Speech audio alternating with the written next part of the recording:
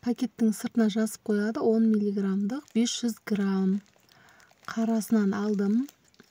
Осындай жаңа көк, розовый сумкалар тоқыдым. Сол сияқты тоқимыз. 500 граммнан осындай кішкентай сумка шығады. Мына қара майда болғаннан кейін сәл бұдан размер сәл үлкендеу шығады. Осы розовый сумканың размерді тоқимын. Осындай леска аласыздар. Лескаға 2 метр, 3 метр лесканы кесіп алып, бірінші 4 моншақ өткіземіз. 4 моншақ өткіземіз. Лескаларымыз 6-7 номерлі жіңішке леска болған жақсы. 4 моншақ өткіздік. 4 моншақтың біреуіне өзінің лескасын осында ілгек жасап қайырып аламыз. Сонда кішкене ілгек қалады. Сол ілгектен келесі лесканы өткізіп, осылай екі шетке тартамыз. Осылай тартқан кезде түйіні моншақтың ортасына келіп, осындай болып шығады. Енді осы бірінші қатарды үйреніп алыңыздар. Бірінші қатар басқаша тоқылады, қалғандары біркелкі тоқылады. Бір шетіне 2 моншақ, бір шетіне 1 моншақ өткіземіз. 2 моншақ өткізгеннің біреуіне ілгек жасаймыз, кері қарай тартамыз. Осылай ілгек болады. Соны келесі лесканы өткізіп,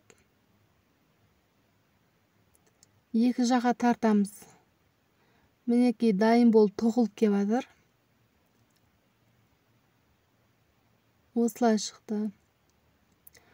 Тағы да солай қайталай береміз. 13 болғанша дәл осылай қайталаймыз. 13 болғанша. Өйткені 500 граммнан осы 13-тік размер шығады. Сол үшін 13. Бұл майда болғаннан кейін мен сәл қостым, 15-те қылдым. Бірақ сіздерге 13-тің размерімен түсіндіріп жатырмын. 2 моншақ өткізген жеріне ілгек жасаймыз. 1 моншағына ғана өткіземіз да. Келесі лесканы ілгектен өткізіп, екі жақ қарай тартып, қысып қоямыз. Түйінін моншақтың ортасына келтіреміз.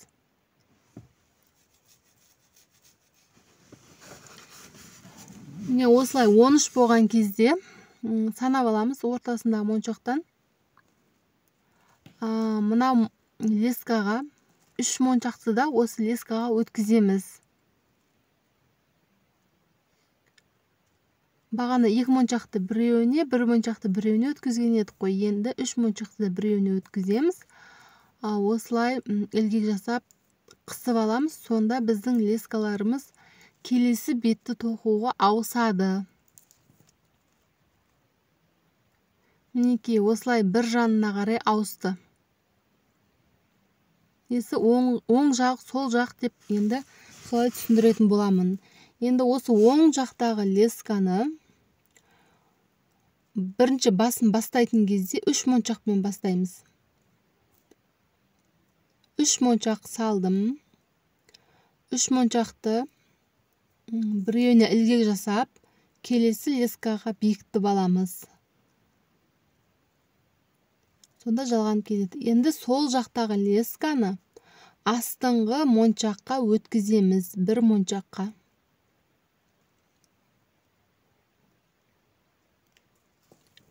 Оң жақтағысына 2 моншақ өткіземіз.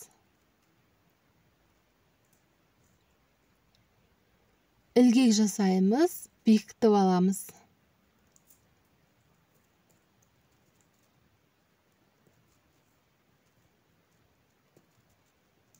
Енді соңына дейін осылай қайталаймыз. Сол жақтағысын астыңғы 1 моншаққа өткізіп аламыз. Ал оң жақтағысына 2 моншақ өткізіп, ілгек жасап бекітеміз.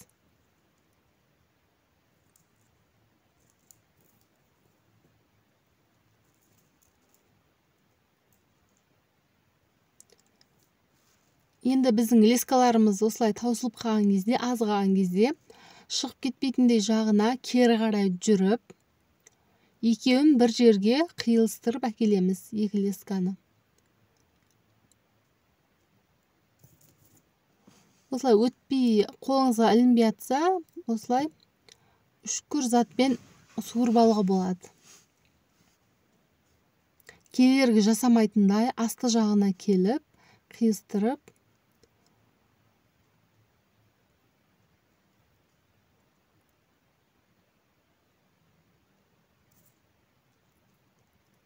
біраз шығып кетпейтіндей болғанша, сенімді болғанша осылай өткізуге болады.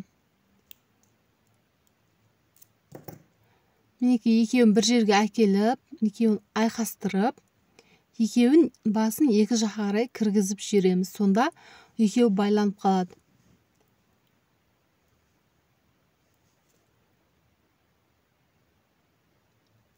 Біз моншақ сатып алған кезде тесігіне назар аударасыздар. Тесігі үлкенде болған жақсы. Кейбір моншақтардың тесігі кішкентай болады. 2 рет, 3 рет өткізетін кездер болады. Сол кезде лесканы өткізу өте қиын болады.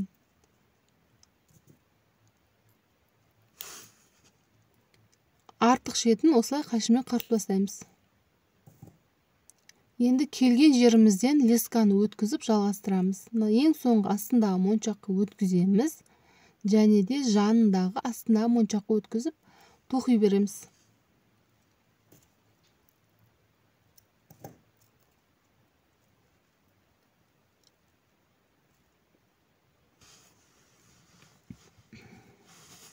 Сол жақтағы лесканы астыңғы бір моншаққа өткізіп алдым.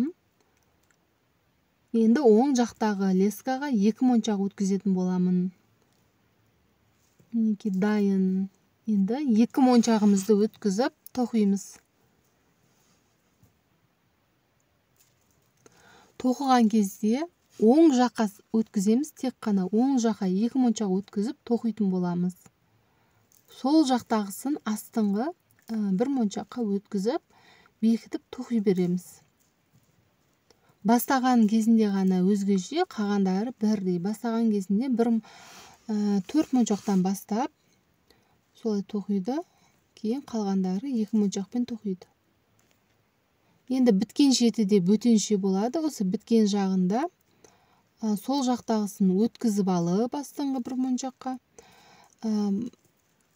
сол жақтағыға 2 моншақ өткізіп бекітіп аламыз. Мінекей ана жерде қателесіп 3 моншақ өткізіп қойдым. Сіздер де осылай 3 моншақ өткізіп бекітіп қойсаңыздар, қазір қарайсыздар, өзгеше болып тұрады. Түріне қарап, бөтендеу болып тұрса, босатып алып тастауға болады. Негізі 2 моншақпен бітіресіз. Мінекей түріне қарасаңыздар, үлкен болып тесігі бөтен болып тұр, иә? Енді осыны алып тастаймыз. Лесканың бір шетінен тартамыз. Осылай түйін шығады. Сол жерден алып сөгіп тастаймыз да. Қайтадан сол жерге 2 моншақ өткіземіз. Осылай. Осы 2 моншақтың біреуіне ілгек жасаймыз. Бекітіп аламыз. Біз бағана оң жаққа 2 моншақ өткізіп жатыр едік қой. Енді сол жаққа 2 моншақ өткізген кезде біздің лескаларымыз келесі бетті тоқуға ауысады. Мінекей осылай ауысты. Енді оң жаққа 2 моншақты өткізіп қайтадан тоқимыз. Басын бастаған кезде 3 моншақтан бастаймыз. Жаттап алыңыздар. Барлық қатарының басын бастаған кезде 3 моншақтан бастаймыз. Бітірген кезде сол жақтағы лескаға 2 моншақ өткіземіз. Мінекей 3 моншақты өткізіп бекітіп алдым. Енді барлығын 2 моншақпен тоқи береміз.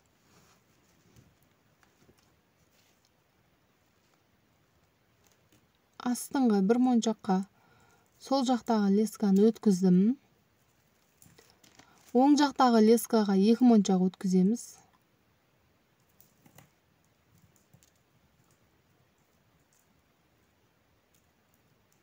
Ілгек жасап бекітіп аламыз.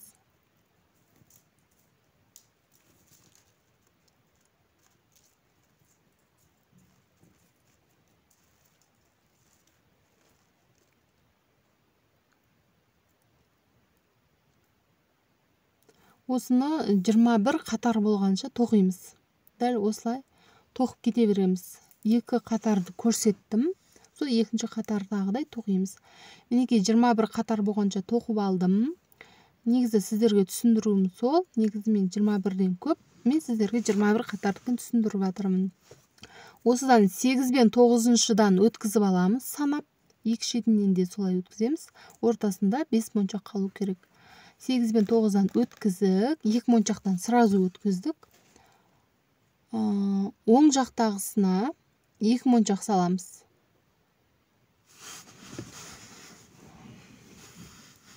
Оң жақтағысына 2 моншақ салдық. Ілгек жасаймыз.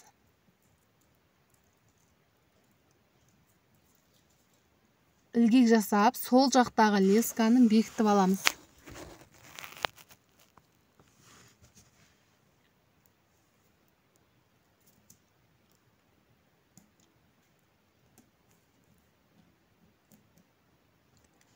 Төрт бұрышты моншақ болғаннан кейін осылай тіреліп, өзі формасын ұстап тұрады. Домалақ моншақ осылай тоқылған кезде ғана формасын ұстайды. Бұлыңғыр болып көрінбей тұр, мен сөзімді жақсылап тыңдай беріңіздер. Сол жақтағы лесканы астыңғы бір моншаққа өткіземіз. Ал оң жақтағы лескаға 2 моншақ өткізіп, кәдімгі денесін қалай тоқыдық, ол жерді солай тоқи береміз. Оң жақтағы лескаға 2 моншақ өткіземіз.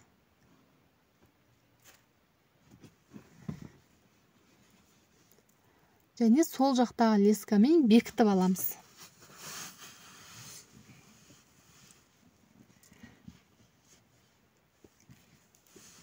Келесі тағы да қайталаймыз. Сол жақтағы лескаға бір моншақты астыңғы бір моншаққа өткіземіз.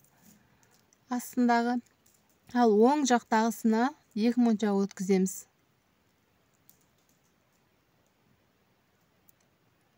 Бір моншақтан ілгек жасап алдық. Бекітеміз.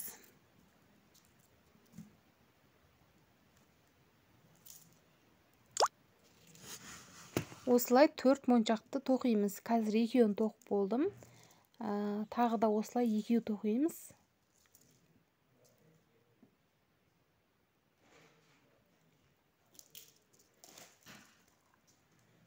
Бесінші мен 6-шыны 2 моншақтан өткізетін боламыз.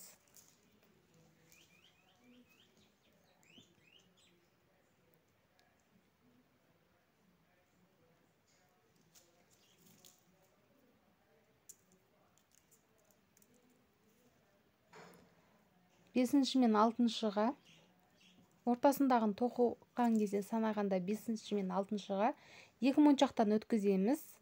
Сол жақтағы лесканы 2 моншаққа өткіземіз. Және де 2 шетін санаймыз. 2 шетін осылай өлшеп көреміз. Тура болу керек. Егер бір шеті қысқа, бір шеті ұзын болса, онда сіз дұрыс есептемедіңіз деген сөз. 21 болғанда екі жағынан да 8 мен 9-дан 2 моншақтан өткізгенде ортасында 5 моншақ тоқылу керек. Сонда 21-де мен солай есептеп түсіндіріп жатырмын сіздерге. Егер қосқан болсаңыздар, онда өздеріңіз қалауларыңызша есептейсіздер. Мен жаңағы соң жағы 5-ші мен 6-шыдан астыңғы лесканы өткізгеннен кейін осылай өткізіп аламыз. Жаңа жөн түсіндірілмеді. Просто қатты болғаннан кейін қайырылып тұр. Және оң жағынан бір моншақ өткіземіз. Сөйтіп екеуін бекітіп аламыз. Меніке қайталап қайттан түсірдім. Оң жағынан бір моншақ өткіздім. Сол бір моншаққа ілгек жасап аламыз өз-өзіне. Және сол жақтағы лескаға бекітіп аламыз. Бір моншақпен бекіттік. Меніке осылай болып шықты. Біз астыңғы лесканы 2 моншаққа өткіздік, ал үстіңгі лескаға 1 моншақ өткіздік. Міне осылай, барлық осылай болады. Енді былай қарай тоқимыз. Мына шет жағындағы лескаға оң жағында болып тұр менде. Осыны 1 моншаққа жоғары қарай өткіземіз. 1 моншаққа өткізіп алдық. Сол 1 моншаққа өткізген лескамызды үстіне 2 моншақ өткіземіз.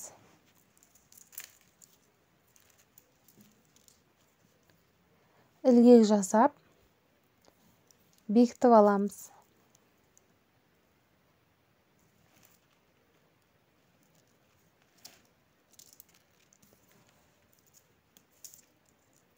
Енді астыңғы лесканы астындағы бір моншаққа өткіземіз. Астындағы былай қарай жүреміз. Енді үстіндегі лескаға 2 моншақ өткіземіз.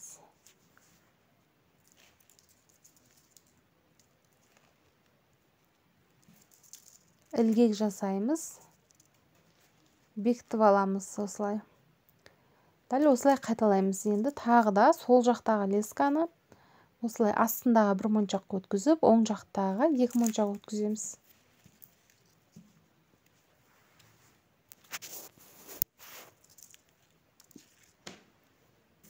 Ілгек жасап бекітіп алдық.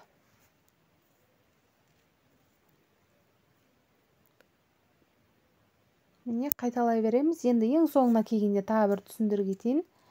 Міне соңында мына астында тұрған лесканы осы ең астындағы 1 моншаққа, 1 моншақ қалды ғой тоқылмаған. Одан кейін жоғарыға қарай шығып тұрған 1 моншаққа өткіземіз. Сонда 2 моншаққа өтеді.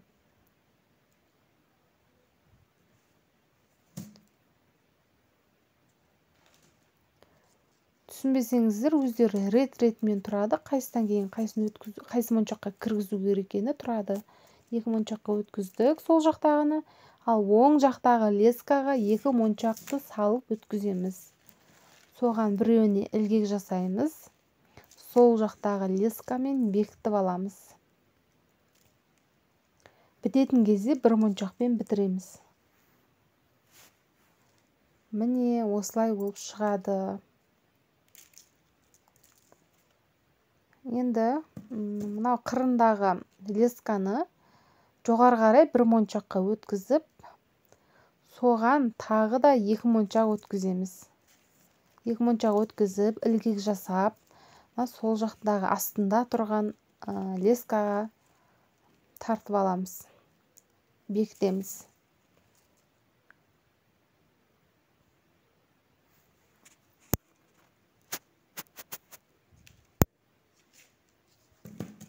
Міне осылай қайталай береміз.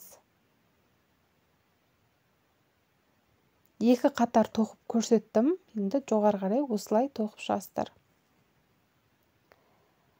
Міне тоқып болдым. Осындайды қасық салғыш және де қаламсап салғыш тоқып алсаңыздар болады. Осындай көлемі 4 бұрышты моншақтар әдемі формасын ұстайды домалаққа қарағанда. Енді осыны жанынан қайыратын боламыз. Ортадан біз 3 моншақ аламыз. Ортадан 3 моншаққа өткізіп аламыз.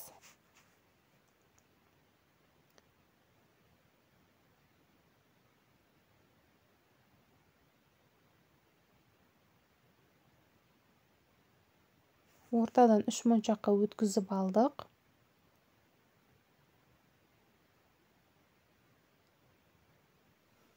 Енді осыны тартамыз қаттырақ. Және лескаға 1 моншақ өткіземіз. Қай шетіне болса да 1 моншақ өткізіп, осы моншақты келесі лесканы ешқандай бекітпейміз. Келесі лесканы тағы да өткіземіз. Сонда 1 моншаққа 2 леска өтеді. Осылай екі шеттен тартамыз. Тартқан кезде біздің 3 моншағымыз 4 моншаққа айланады. Сонда 4-еуі бір жерде осылай бірігіп тұру керек. Енді осы шығып кетпес үшін астыңғы жаққа қарай тұрған 1 моншаққа қарай кері қарай өткіземіз. Қалай ыңғайлы солай өткізе бересіздер астында тұрған 1 моншаққа. Енді мына бетінде дәл солай.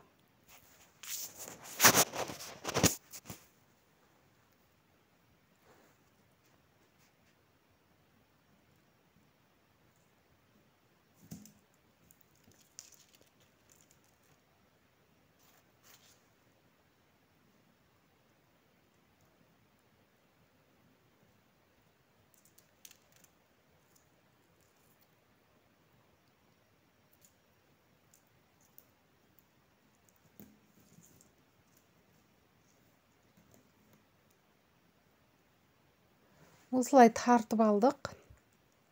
Енді бұның астына тағы да бір моншақ өткізіп қойсақ болады. Сонда қуыс болып тұрмайды. Не болмаса осылай жоғары қарай шығарып, сабын тоқып кете беруге болады. Мен астына тағы бір моншақты дәл осылай бекітемін. Лескамыздың біреуіне бір моншақ өткізіп аламыз.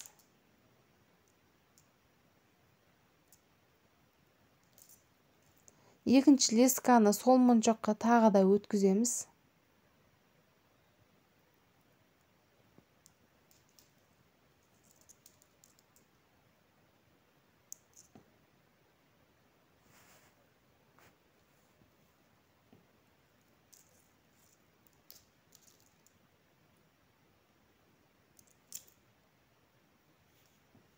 Не болмаса бекітіп аласыздар. Не осылай тартамыз, қатты қылып, лескаларымыз көрінбейтіндей қылып, қатты тартамыз.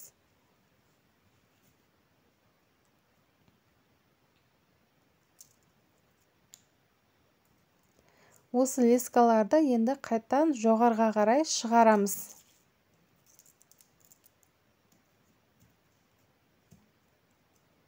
Біреуін шығарып дайындадық.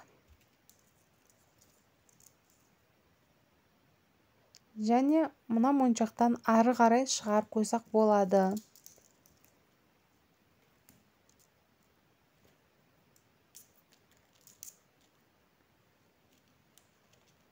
Мынаусын да сөйтеміз, жоғары қарай шығарамыз. Және де ана моншақ сияқты ары қарай шығарамыз.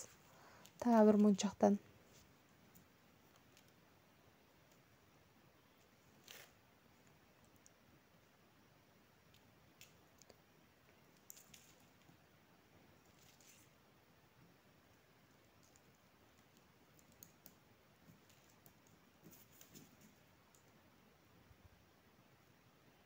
Мінекей осындай болып шықты.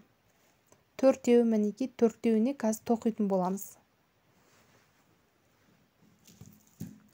Негізі осы бауына тоқитын кезде біздің лескамыз ұзын болу керек. Жалғанбайтындай, сонда ұзын болу керек.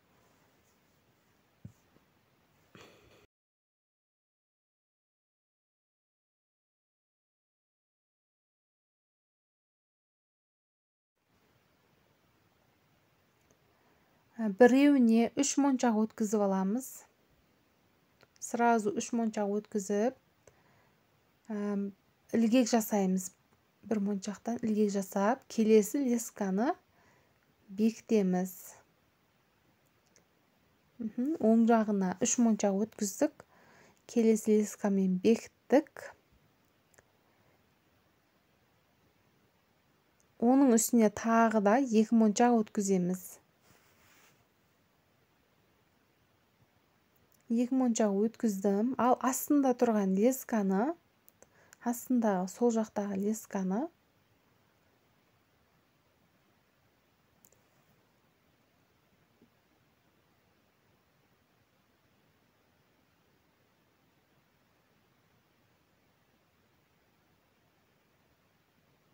бір моншаққа өткізіп аламыз. Астындағы лесканы бір моншаққа өткізіп, үстіндегі 2 моншақтың біреуіне ілгек жасап бекітеміз.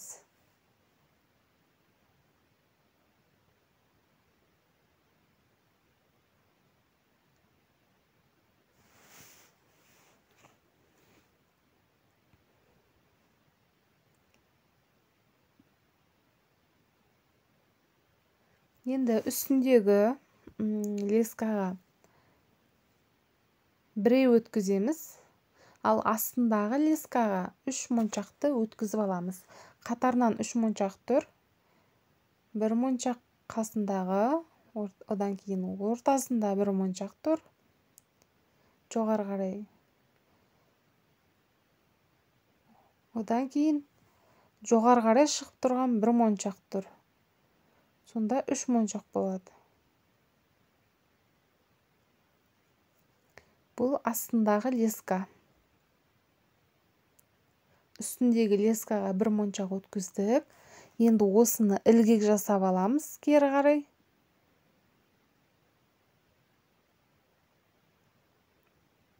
сол жақтағы лескамен бекітеміз.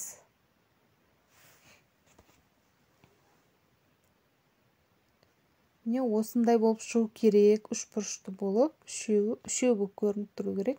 Енді тағы да қайталаймыз. Оң жақтағы лескаға 3 моншақ өткіземіз.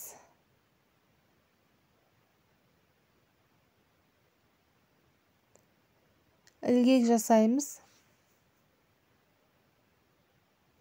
Келесі лескамен бекітеміз.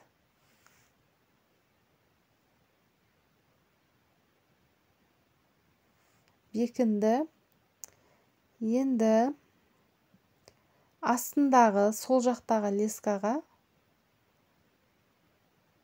үстіндегі оң жақтағы лескаға 2 моншақ өткізіп аламыз. Ал астындағы сол жақтағы лесканы астыңғы келесі моншақтан 1 моншаққа өткізіп аламыз. 2 моншақтың біріне ілгек жасаймыз.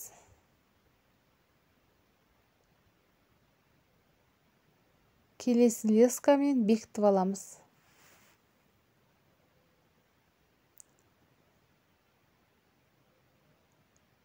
Келесі астындағы лесканы 2 моншаққа өткізіп аламыз. Жаңа 3 моншақ еді ғой, енді 2 моншақ болып қысқарады.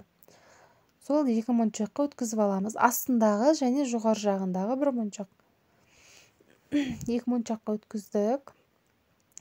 Үстіндегі лескаға 1 моншақ саламыз. Ілгек жасаймыз.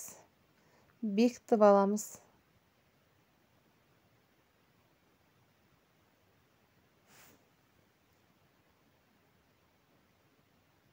Міне осылай 3 бұрышты болып шығады.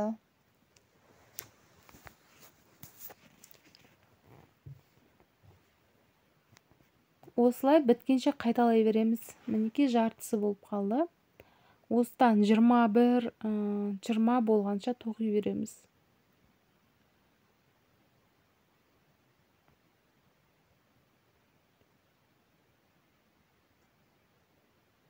3 моншақты өткізіп жатырмын.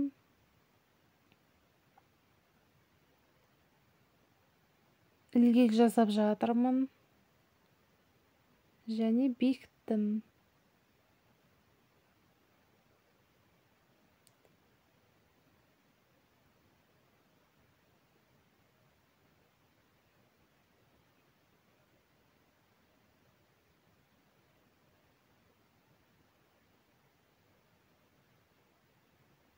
Сол жақтағы астындағы лесканы астындағы 1 моншаққа өткіземіз. Ал үстіндегі лескаға 2 моншақ өткіземіз.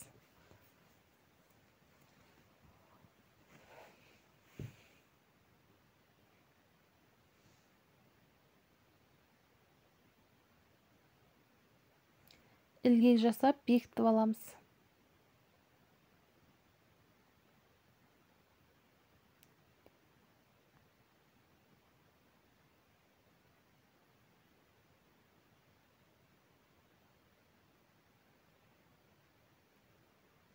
Енді астындағы лесканы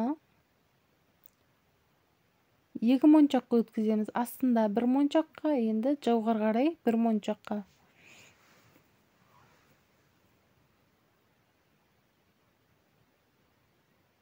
Үстіндегі лескаға 1 моншақты өткіземіз. Ілгек жасаймыз.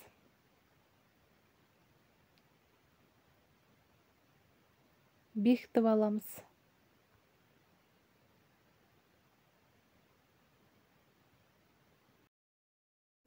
Бітірген кезде, бекітетін кезде бірінші лескаға 1 моншақ өткізіп аламыз. Одан кейін осыны көріп тұрған астындағы осы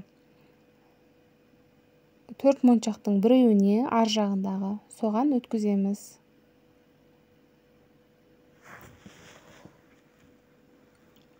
Бірінші 1 моншақ өткізіп алдық. Одан кейін сол моншақтан өткіздік. Астында тұрған моншақтан. Енді тағы да 1 моншақ өткіземіз. Сонда 3 моншақ болып үйлесетін болады. сол моншақтан ілгек жасаймыз, келесі лескаға бекітіп аламыз.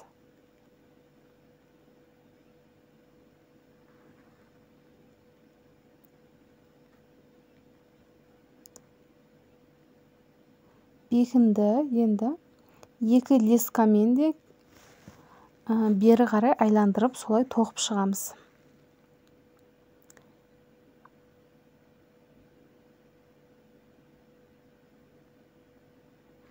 Бір шеті жалғанды. Енді осы лесканы астыңғы мына жаққа қарай бағытталған бір моншаққа өткізіп аламыз.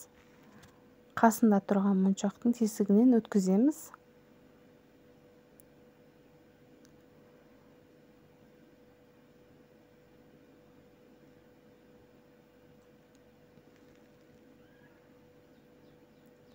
Бұған да бір моншақ қосамыз. Бір моншақ өткіздік. Ілгек жасап, келесі лескамен ілгек жасап, бекітіп аламыз. Міне бекітіп алдық. Енді тағы да жоғар жағында тұрған моншақтан өткізіп, лескамызды өткіземіз.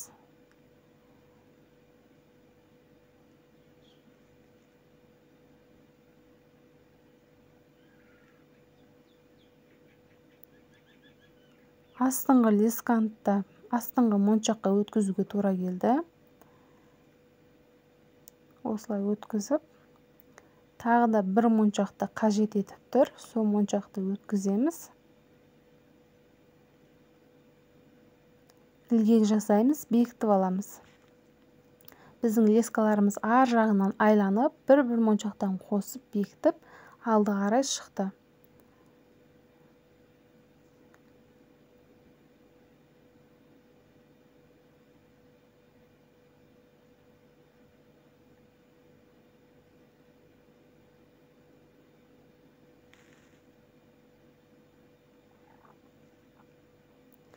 Мінекей бекітіп алдық. Міне осындай болып шығады. Мінекей барлық шеті бірдей 3 моншақтан бекітілген.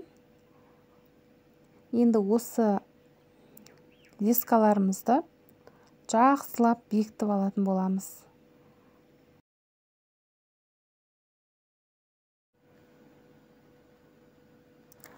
Енді алдында қақпағын істейміз. Алдында қақпағына 2-3 моншақтан тастап, 3-ші, 4-ші моншақтан бастасаңыз болады. Өзіңіздің қалауыңыз бойынша моншағыңыз жетпей жатса, ортадан аз ғана жіңішке ғана қақпақ жүргізсеңіз болады. Ашылып жабылғанға да оңай болады. 2-3 тастап мен тоқыдым. Бір моншақтан осылай өткізіп аламыз. Денесін қалай тоқыдық, дәл солай тоқимыз.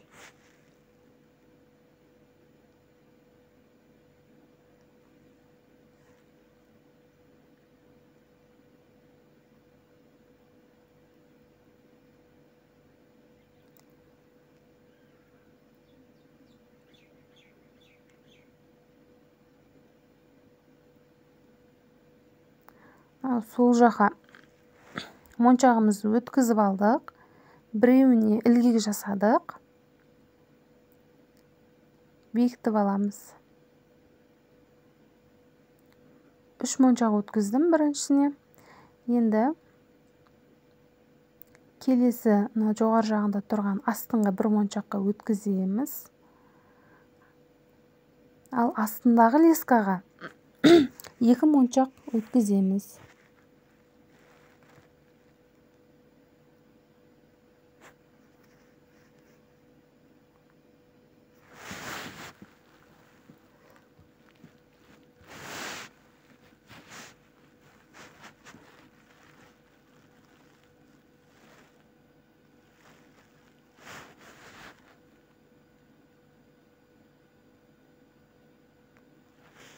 Жоғардағы лесканы қасындағы бір моншаққа өткіземіз.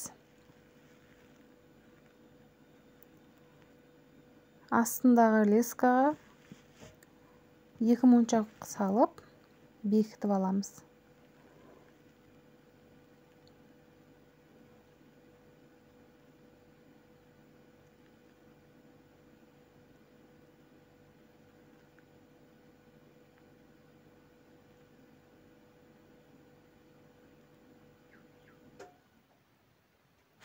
Міне түкті қиындығы жоқ, дәл осылай қайталап кете береміз.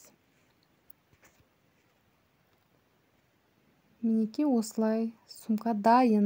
Мінекей көздің жауын алатын әдемі сумкамыз дайын. Осылай болып шықты. Қақпағын тоқып алған кезде келесі бетке қарай қайырып, осылай жауып қоясыздар. Ішіне соткаңыз, зарядчигіңіз, ручка, бояңғыш заттарыңыз салып алып жүрсеңіз болады. Немесе подаркаға тоқып берсеңіз болады туыстарыңызға, қыздарыңызға.